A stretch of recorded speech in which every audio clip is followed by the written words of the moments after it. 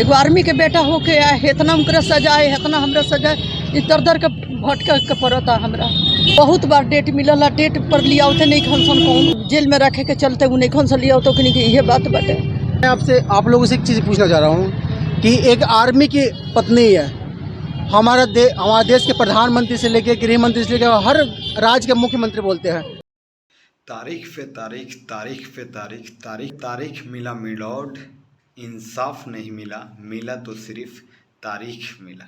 जी मैं बात करने वाला हूँ मनीष कश्यप के बारे में। जी वही मनीष कश्यप इस सन ऑफ बिहार के नाम से जाने जाते हैं। जी वही मनीष कश्यप जो बेतिया आने के लिए तमिलनाडु मदुरई जेल से बेतिया कोर्ट में आने के लिए उनको 3 नहीं 4 बार तारीख नहीं मिला, लेकिन मनीष कश्यप को बेतिया कोर्ट में नहीं लाया गया। कभी पुलिस प्रशासन की कमी होने की वजह से बहाना किया गया, तो कभी ज़्यादा फैन फॉलोइंग होने की वजह से नहीं लाया दिया गया। तो आप समझ सकते हैं कि मनीष कश्यप को आखिरी डेट 25 तारीख को था, जो मनीष कश्यप को बेतिया कोर्ट में हाजिर होना था, लेकिन उस दिन भी मनीष कश्यप को नहीं लाने दिया गया। जैसे कि आप लोगों ने वीडियो के माध्यम से देखे होंगे कि मनीष कश्यप के मां और मनीष कश्यप के भाई बेतिया कोर्ट पे पहुंचे, उनके साथ बहुत सारे उनके फैन लोग पहुंचे मनीष कश्यप के सपोर्ट करने वाले।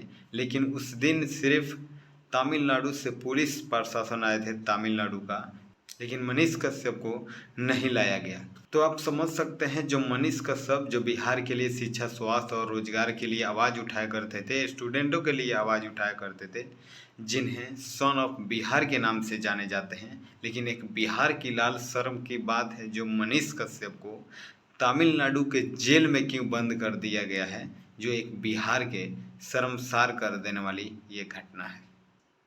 जैसे कि आप लोगों ने वीडियो के माध्यम से देखे ही होंगे कि मनीष कश्यप के मां ने किस प्रकार भावुक होकर बता रहे थे कि मनीष कश्यप को आखिर क्यों नहीं लाया जा रहा है। मैं बता दूं, मनीष कश्यप को लगातार जिस प्रकार एक डायलॉग आप लोग सुने होंगे कि तारीख पे तारीख, तारीख पे तारीख मिला मिलॉर्ड, इंसाफ नहीं मिला, मिला तो सिर्फ तारीख ही मिला। सेम उसी तरह मनीष कश्यप के साथ किया जा रहा है और मनीष कश्यप को तारीख पे तारीख दिया जा रहा है। मनीष कश्यप को 26 जून को तारीख मिला था कि बेतिया कोर्ट में आएंगे, फिर 10 जुलाई को भी मनीष कश्यप को बोला गया था कि बेतिया कोर्ट में आएंगे, और ऐसे ऐसे लगातार 25 जुलाई को भी मनीष कश्यप का डेट था बेतिया कोर्ट में आने का, लेकिन मनीष कश्यप को नहीं लाया दिया गया। तो आप समझ सकते हैं इस प्रकार की बिहार की है कहानी।